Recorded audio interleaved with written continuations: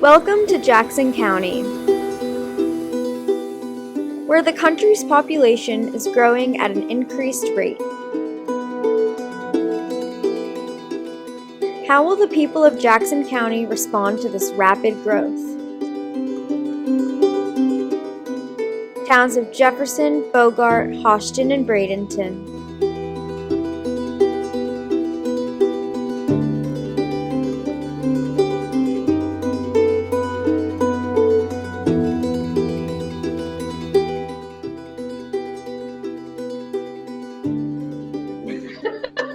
I'm Bridget Adkins, and I've got 2 children. I'm a resident in Jefferson, Georgia, which is in Jackson County.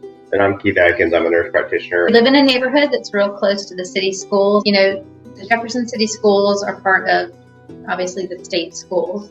And so they offer the free and reduced lunches. Every year an application comes home, and the schools always ask us to fill it out, even if we are not looking for free and reduced lunch. They do, like, they get a certain, I don't know if they, it's just parent interest or what it is, but they do ask us to fill it out with our information and just say decline, that we are not asking for it if we don't need it. And then with COVID, that year and the following year, I guess it was the USDA or the FDA, one of those, did school lunches for all kids. So that included actually breakfast and lunch. The schools offered kids free lunch. So you weren't paying anything, and they got a warm meal, both in the morning if they wanted it, but definitely midday for lunch. At Kroger mainly, and Aldi. And there's also a Publix that just opened like half a mile from our house. And so all 3 are at the same little intersection. So it's about a mile from us. Aldi is the most affordable of the 3.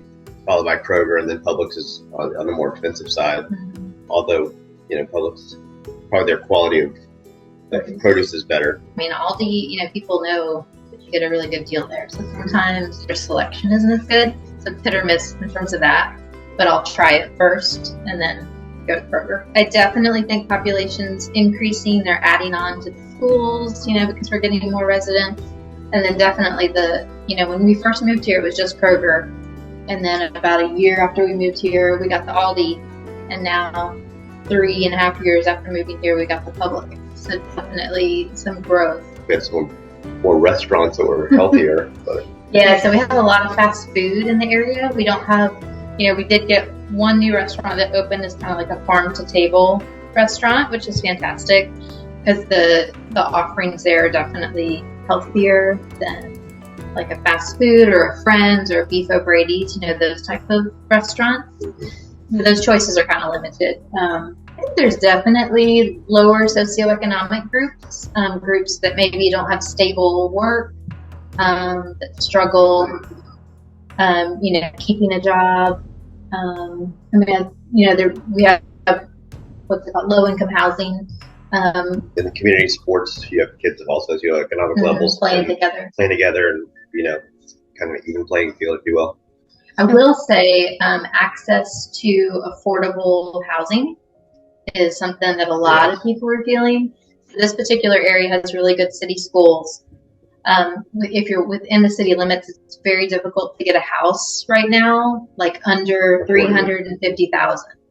I definitely see recurrent health issues. So I work in cardiology. We see recurrent coronary disease, recurrent diabetes, recurrent hypertension in a lot of the population. Now, a lot of it's obesity related, a lot of it's environmentally related, people not taking care of themselves. If you go to the grocery store, most of the foods that are healthy are more expensive. Yeah. The stuff that's affordable is the stuff that's garbage. The processed, yeah. Yeah. And it, and it's amazing how just a little bit of regular exercise decreases, the risk of those things. Right. Like people want like a pill to take, but go take a 30-minute walk each day, and that's gonna. They don't even take the pills half the time. Yeah, the First Baptist Church has a food bank that people can come to by appointment. The Crossroads Church has every Monday a food bank that you can come and pick things up. I think time, to make meals at home. I think it's, convenient to put a frozen pizza in the oven, but, not healthy. Do that every single day. I think it's difficult for people, that are that are struggling. I feel like we're really blessed. The Adkins family is extremely blessed and appreciative of what they have. They are incredible people who care for their community immensely. Let's hear from another mother, Lindsay Smith, who has similar concerns about Jackson County.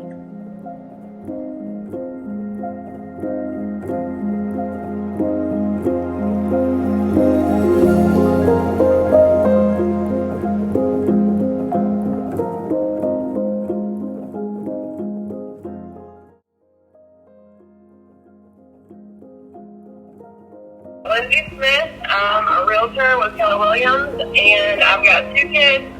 How do you feel about your school compared to other schools, or the school that your children go to compared to other schools in the area? We have tried, in the past I've been, really, I really liked their school. We have run into some issues this year with a teacher that I just don't feel like she's really got the best interest in mind for kids, and she doesn't seem to be like a great teacher in general. But as far as like the school goes, I do feel like overall it's fine. Are there any stores that you don't have near your home that you feel like you would like to have access to? I think it would be great if we had some kind of like Target or maybe like a Walmart that was closer. We really like Jackson County.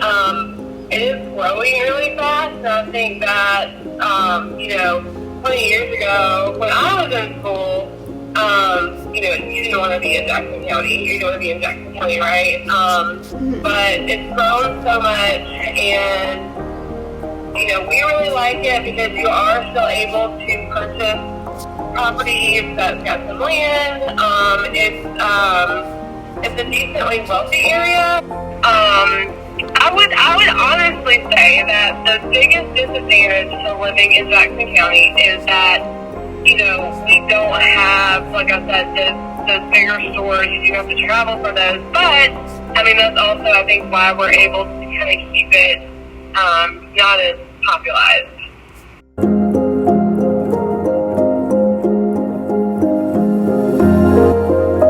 So my name is Emily Jones, and I am a registered dietitian, breastfeeding coordinator, as well as assistant nutrition services director for the Northeast Health District WIC program. So about half of my job is handling the breastfeeding program, and then the other half I cover clinic. I also do some QA/QI stuff for other dietitians or nutritionists within the district. So like chart reviews, auditing, monitoring tools, those type of things. But with the breastfeeding component, we have a breastfeeding peer counselor program, as well as a pump and supply program, as well as, because one of the pumps is you rent it, or the participants rent it, there's a lot of policies and procedures that go with that as well. So again, about half my job is doing breastfeeding stuff, and the other half I'm doing more dietitian stuff, but I do cover in Jackson County quite often. Do your roles ever change depending on the office you are in? I can say that I wear all the WIC hats, because there's operations side where you assess eligibility, as well as use the Georgia Gateway portal to assess eligibility, and it creates, you go through this whole application that looks at Medicaid, it looks at food stamps and income and other eligibility requirements, and then at the end it says eligible pending nutrition assessment. And so Gateway is connected with our front end system. So when it means eligible pending nutrition assessment, that means that once the nutritionist or dietitian does their nutrition assessment, they're in the program. I have to interchange and be able to be flexible and adaptable to be able to help all 3 different parts of WIC, the nutrition side, the breastfeeding side, as well as the operations side. Do you find that one of those roles is more prominent at the Jackson County office, or is it really just a mix of all 3 at all of your offices? I think with Jackson, it's pretty much exclusively being the dietitian. Do you know roughly the type of demographic that comes into the Jackson County office? I'd say that it is about half Caucasian and white, and then about half Hispanic, African American. We do have a growing population of like Pacific Islander, South Asian folks and immigrants. I have had some Ukrainian refugees as well recently. Okay. So it's very diverse because it's right off 85. There's a lot of immigrants in Barrow and Jackson County specifically, I will say. Are there any trends with the different like health problems or health risks of the women and children that are coming in specific to the Jackson County office? Yes, but there is a lot of dental issues. Okay. We have a lot of dental issues, and I don't know if that's just access to dentists and pediatric dentists, or if it's the water and a lot of people being on a well and not having fluoride. But that dental hygiene is a huge issue during the prenatal period. When you are pregnant, you get there's a lot of hormones changing, of course, but you're more likely to get gingivitis. You're more likely to have some dental decay. So that is a huge issue if you already start your pregnancy with poor dental health.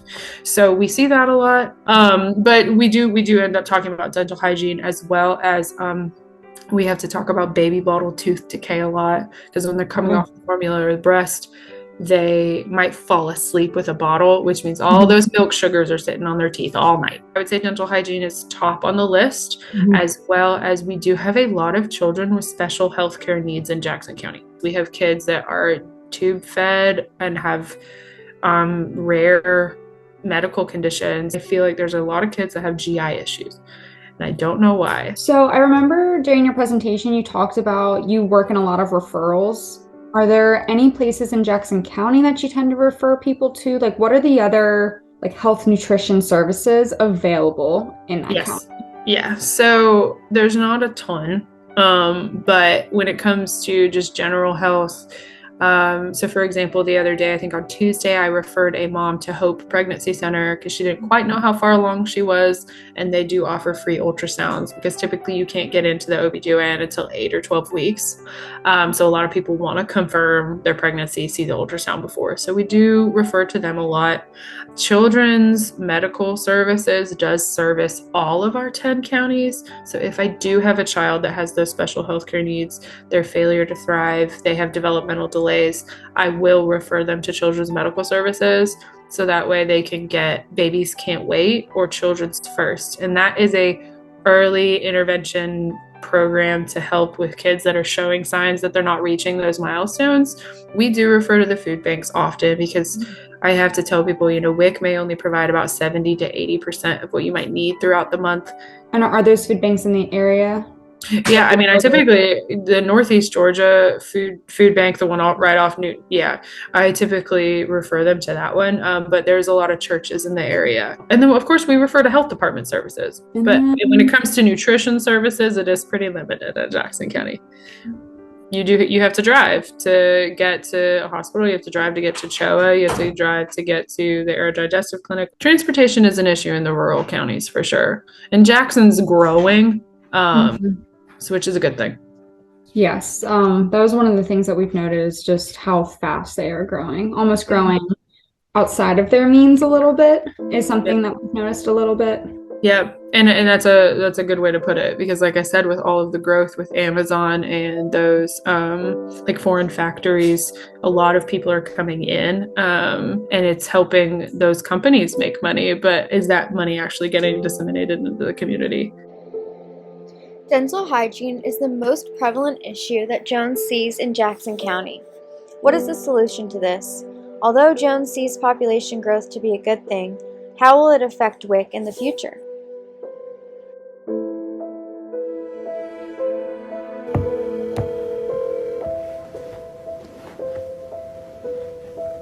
Hey, Nicholas, how are you?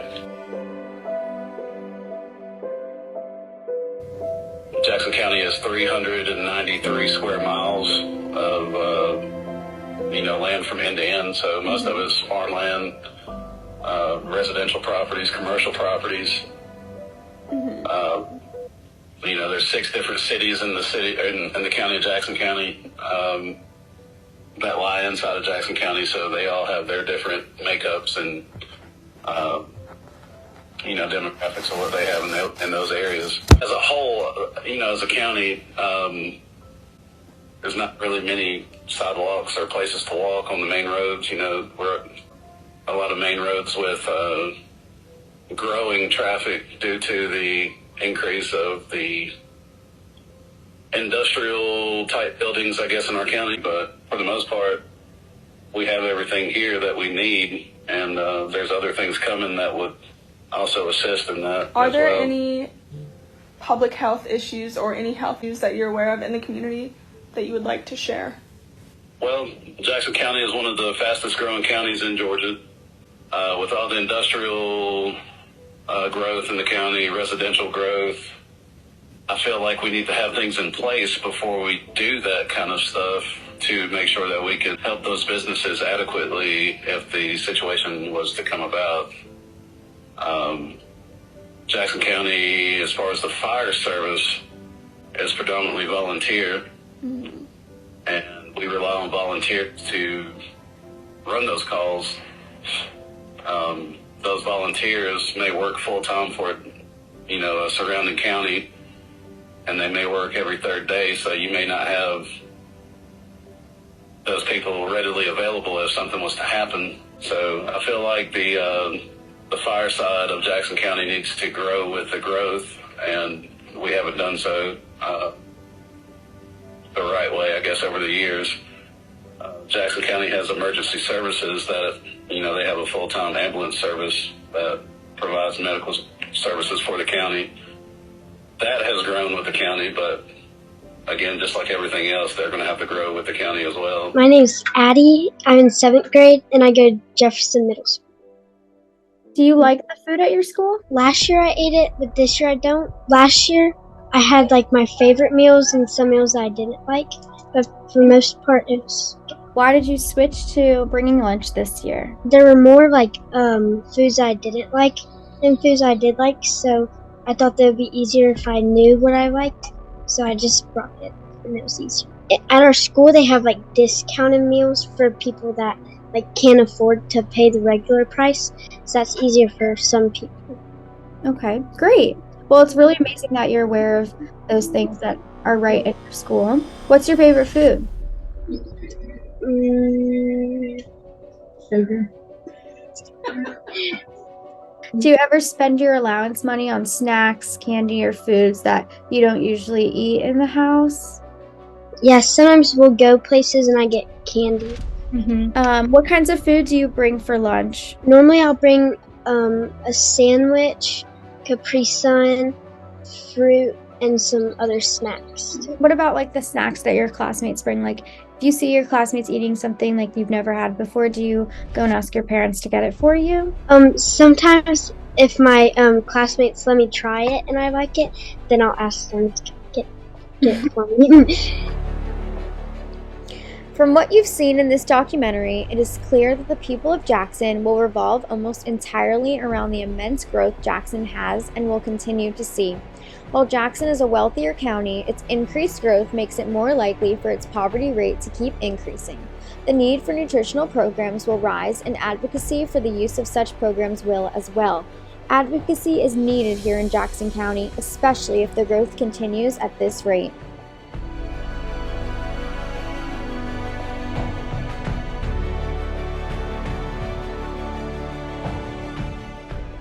However, the plan is simple. Increased advocacy of existing nutrition programs and creating an accessible medium for nutritional education will help this county immensely.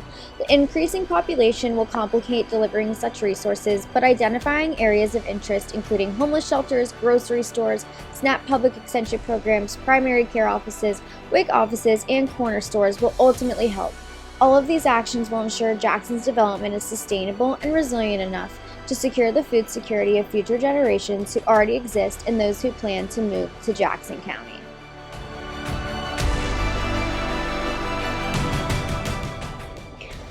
A special thank you to everyone who participated in this documentary, including the Adkins family, Mrs. Smith, Mr. Clark, Miss Jones. We appreciate all of the data that you have provided, and this project could not have been possible without all of your help.